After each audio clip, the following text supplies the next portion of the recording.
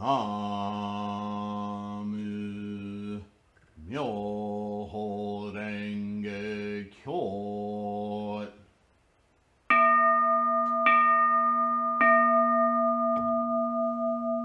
나무 묘호랭개교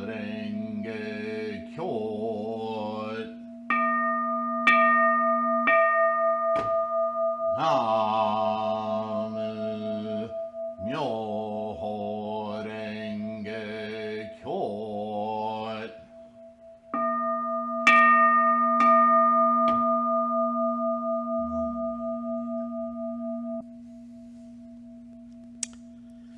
Hello, everyone. Namo Myoho Renge Kyo. I'm glad you're here. Thank you so much for your support, for liking. Please subscribe, share if you know someone else who could benefit from the information in this video or on this channel. Addiction.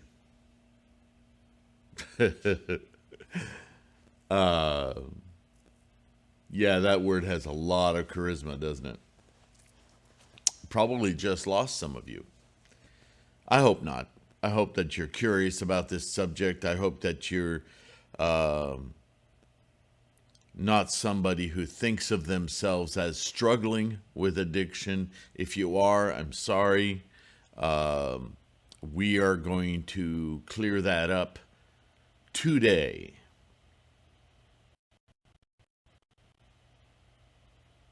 Because we're Buddhists.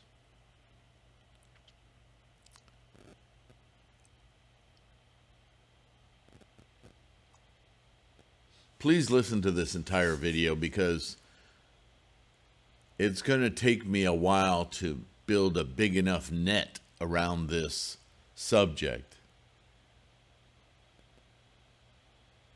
to capture all of the entrenched ideas that we're told about or buy into about addiction. Now, by no means am I trivializing this. But Buddhism, at its very core, before Siddhartha Gautama discovered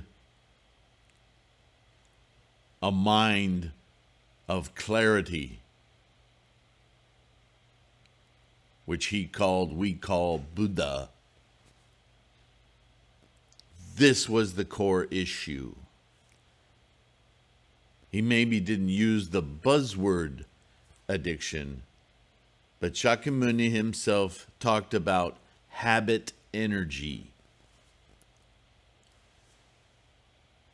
That's addiction. What is habit energy? How do we grapple with it? How do we seize it by the throat, stare it down, and get rid of it? Because it is the thing that stands in the way of our joy, of our complete participation, involvement, and experience of life.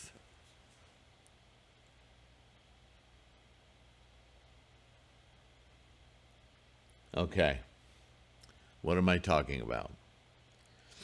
I'm not talking about alcoholism. I'm not talking about heroin.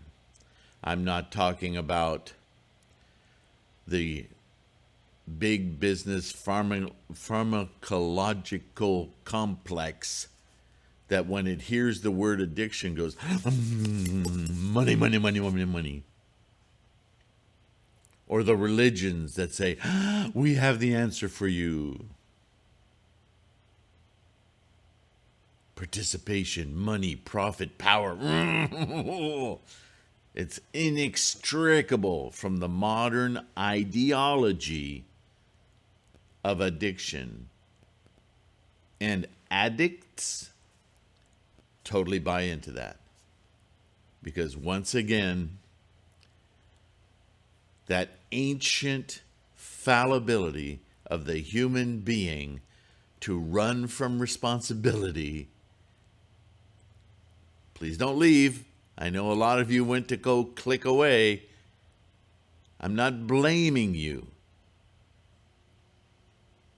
This is not a blame game thing. This is a realization thing. And when it was brought up to me again by one of our Sangha, thank you, by the way. I'm not going to even identify the person who brought it up just because of the charisma around this idea. I want to create a broader understanding. And with that broader understanding, my message is to empower you to see what it actually is that you're wrestling with.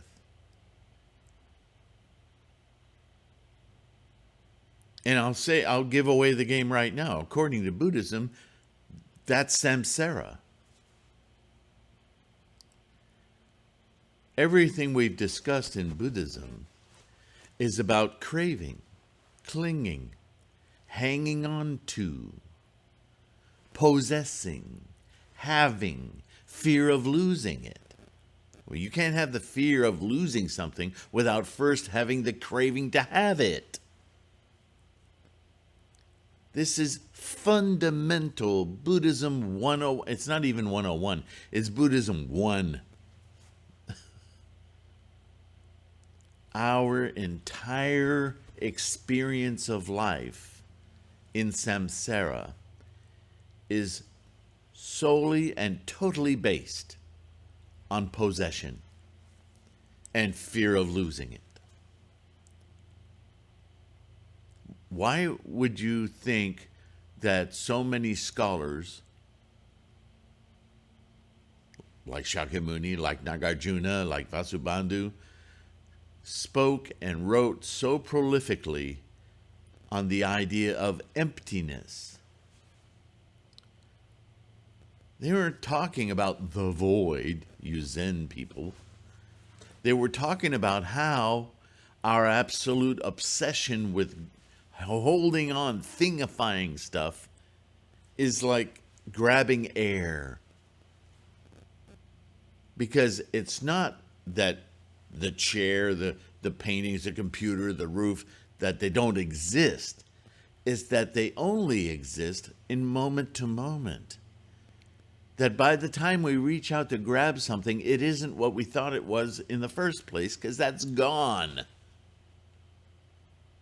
Everything is a flow of energy. But the human brain, the human mind, emergent mind, from this samsaric physical experience, is completely fooled by the idea of this is here and I have it and I own it and I lost it. That's the human condition. That is the human condition that Siddhartha Gautama pursued an answer to, because he recognized that this possession and this loss is where all of our trouble is. All of our suffering, all of our pain, all of our anxiety, worry, over-elation, our emotional roller coaster, it all comes from that simple idea of ownership and loss, craving and clinging. You've heard these terms over and over and over.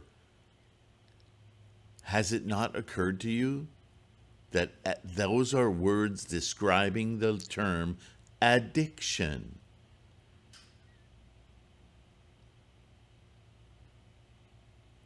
Addiction is empty. There is only one, this wonderful term, disease, has been so misused. But take it apart. What is disease, right? I have an addiction disease. I'm affected. I'm a victim of addiction. Well, who's made you the victim? Think about it. Be a Buddhist for a moment. Dis-ease. Disease. Dis-ease. Not ease, taking away ease. Buddhism, craving enlightenment. Craving bad, taking away agency. Agency is your ability to affect your own life, your agency. Dis takes away agency. Remainder, no ease, dis-ease. Ease, enlightenment. Ease, you have agency. So now I'm going to say it, and if it pisses you off, I'm sorry, but don't hang up just because you're offended. Because we've been programmed for decades and decades and decades, centuries, to invite, to embrace addiction. That's how we become members. That's how we become, the word slipped away.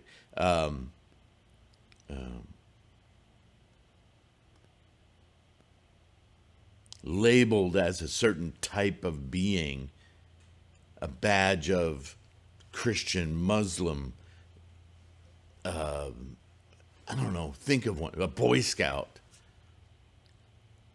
How does it become so ingrained in our minds that the minute we hear the second we hear one of these terms, we simply identify a human type when it isn't that at all?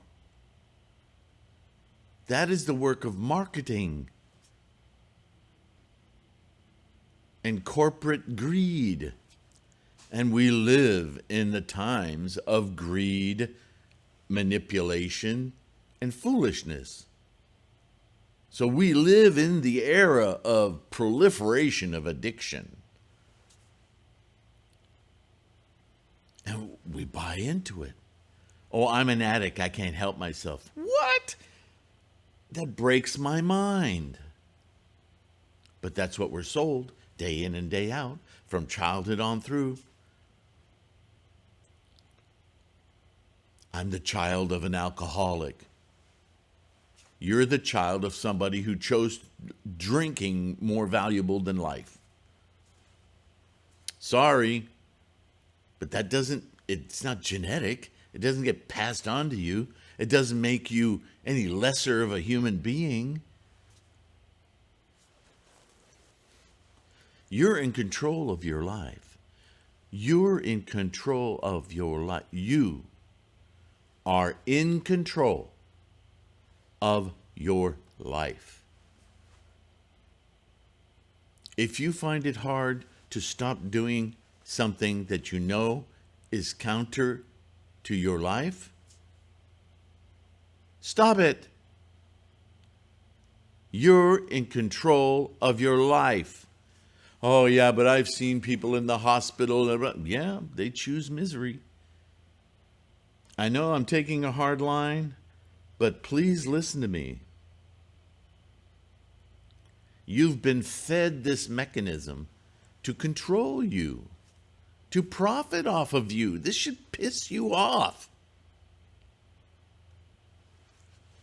The reason you can't stop smoking, the reason you can't stop drinking, the reason you cannot stop anything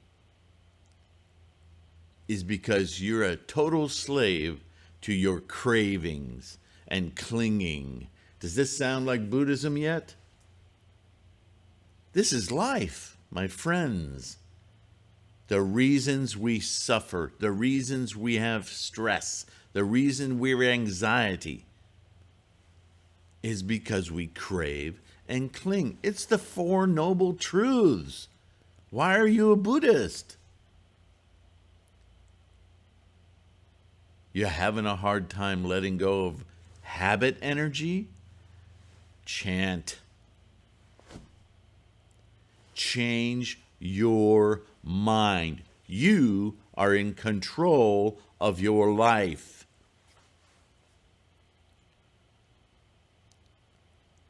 A lot of you are going, God, I get it. And just as many of you are going, you're a dick. Right? Because I'm not buying into your self-loathing. Stop it. You are doing this. Yes, you may be desperately ill because you've craved and clinged yourself into a very bad corner. I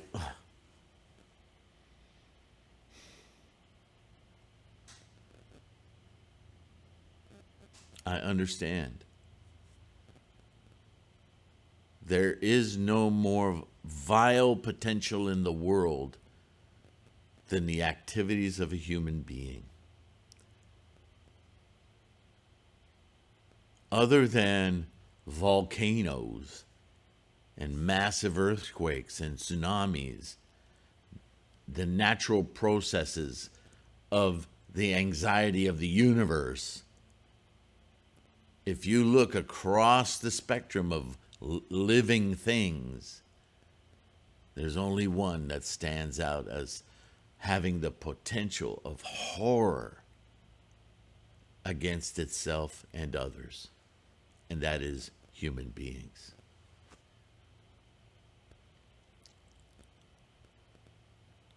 I'm not saying that there isn't such a thing as mental disease. I just abhor the word dis-ease unless you truly understand what it means. It's a decision taking you away from ease. That decision may be genetic. It may be in your DNA, in your karmic and energetic manifestation, right? Like a psychotic. But what we lack in this world today, with all of our incredible science and our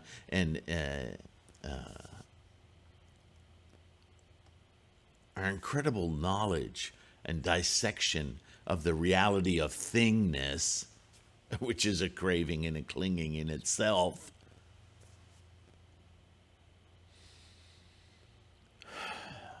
what we lack is a compassionate, deeply profound understanding of the nature of the human mind. Oh, we have psychologists and psychiatrists, all with social behavioral norms as their operating stance. They all talk about how to modify your habit energy to belong, but they never go any deeper than that. They never look at you and go, the nature of the way you form habits is problematic in society, but in yourself. You are a society in yourself. Nobody addresses that. Or they just turn it into gods and deities and things that you have no power over. Always the default position. You can't do anything about it. It's bigger than you. There are forces at work here. These are snake oil salesmen. Just because they have a big pharmaceutical corporate entity and a socioeconomic power doesn't make them right. This idea of addiction as a disease, that's a new phenomena in world human history. Please take a deep breath and think about what's really going on when you say to yourself, I'm an addict.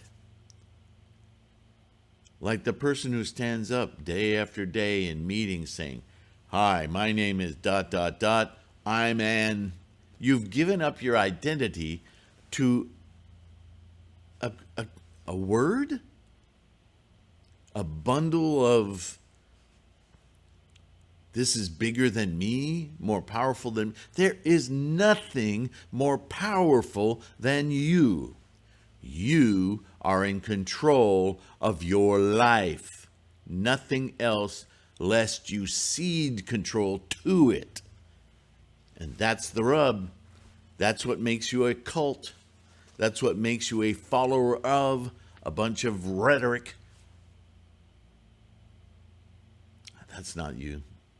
Don't give up your identity to some buzzword, some condition of marketing, some letting go of responsibility. You are in control of your life.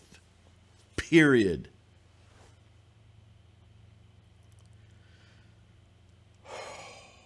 I don't know how many of you have just lost in this dialogue. But if you're struggling with this, please let that struggle be your motivation to go to your altar, your Butsudan, engage your mandala, and chant.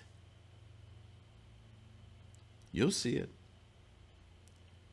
You'll see it. It may, in your mind, have to wrestle with your samsaric mind of cravings and clinging, but it'll get through.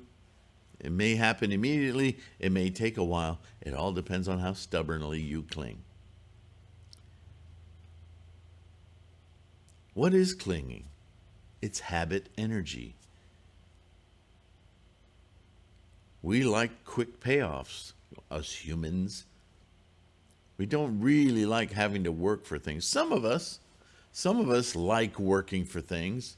And even then, when we get there, we just want to start working on something else because we're addicted to, clinging to habit energy of working toward.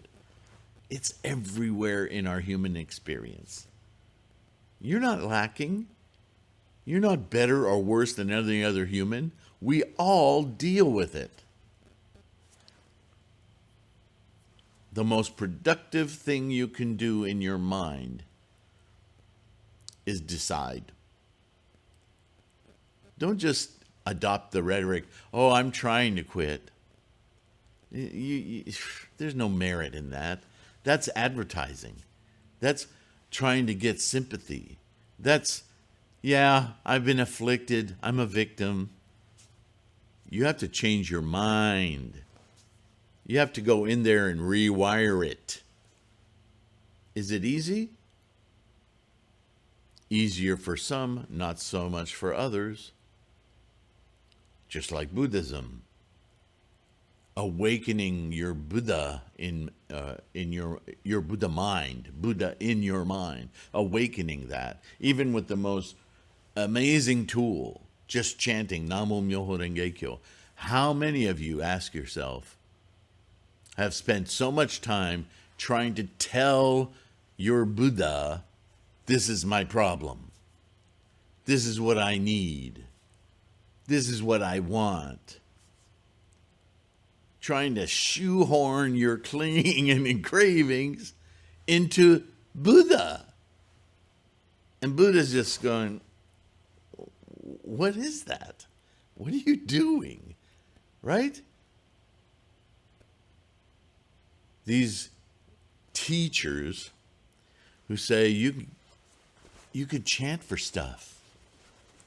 You can chant for a new job. You can chant. Why would you open Buddha in your mind just so you can get more clinging and craving stuff? Really? It's that black and white, people. You know this. You know this. I'm sorry to be telling you this again. But for some reason, we humans are clever, which is cool. But we're able to know this and then go chant for a new car. It's like we can't help ourselves. I'm a victim of addiction. But then you're a victim of yourself.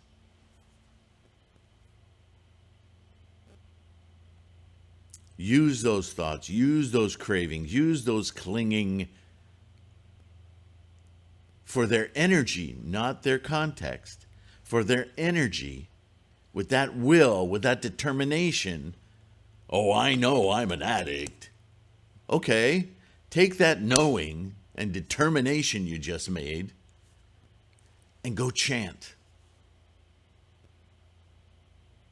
See if some ideas enter your brain that are foreign to you.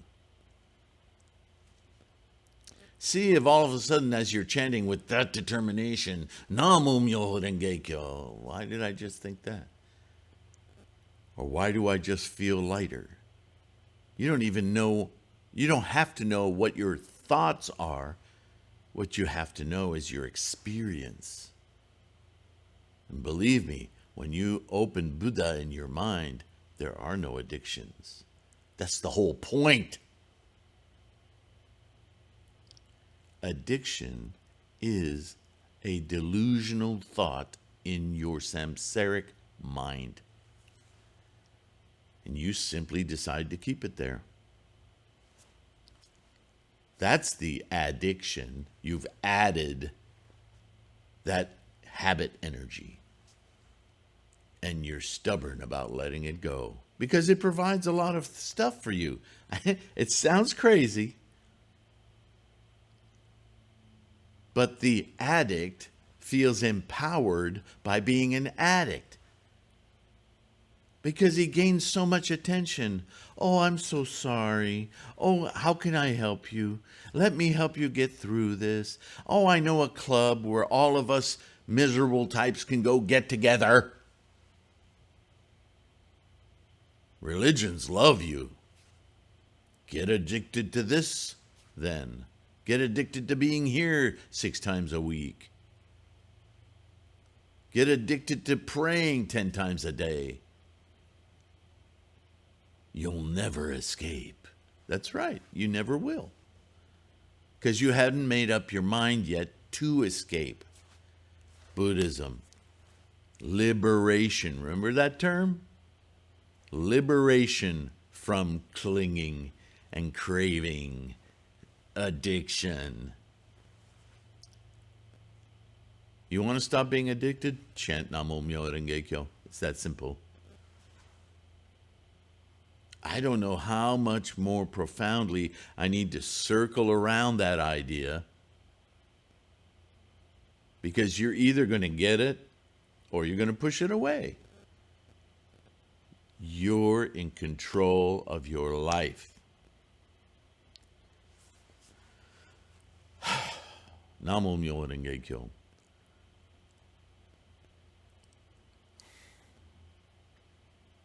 I love all of you deeply, and I mean that. This is why I want you to get this. Stop victimizing yourself. All the crud that comes along with that decision, that habit energy, isn't to blame for keeping you there. You may have built a lot of crap in your life around that central clinging and craving. And even after you stop, those mechanisms are going to remain in your world. The only thing that's going to continue to get your head above water is to awaken Buddha in your mind. It will affect your environs. It will change your conditions. This is why we chant the Daimoku. This is why we have a mandala.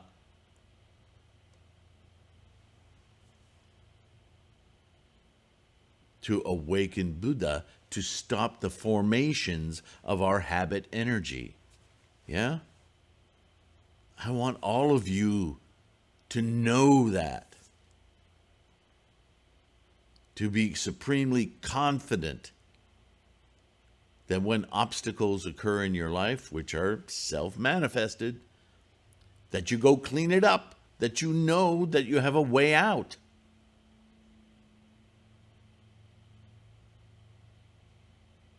The second and third noble truths. All of our suffering is from habit energy, addiction. We get rid of our addiction, our habit energies, by ceasing the formations of those habits. How do we cease the formations of those habits? Chant. This is Buddhism 101. Yeah? It doesn't matter if you know it intellectually. It matters if you know it in your cells, if you're confident. Oh, crap, I'm going that way again. Let me go chant. Whew, that was close. Almost let those formations become thingified, real.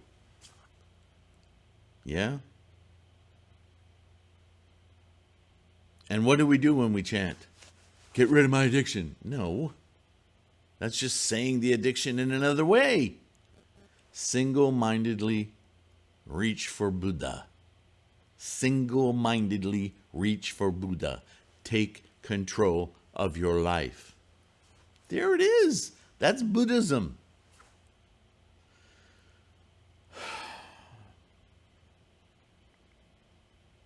Is this a tough talk for some of you? Is this a like, yeah, talk? Terrific. Congratulations. But we all need to hear it. Because we're constantly in that mode of samsara. I want this, I want that, I want more. I want to experience more. Oh, this will open my mind. Yeah. It'll affect your mind, all right, but it won't open it. It'll just put it in that hole or that box or that bag. It's not opening your mind. It's shuttering it, focusing it in a place of craving and clinging, the exact opposite of what we're trying to accomplish in life. Enlightenment. Get that high that you perceive the world, the life, the universe, yours, for what it truly is, this momentous, constant manifesting of potentials.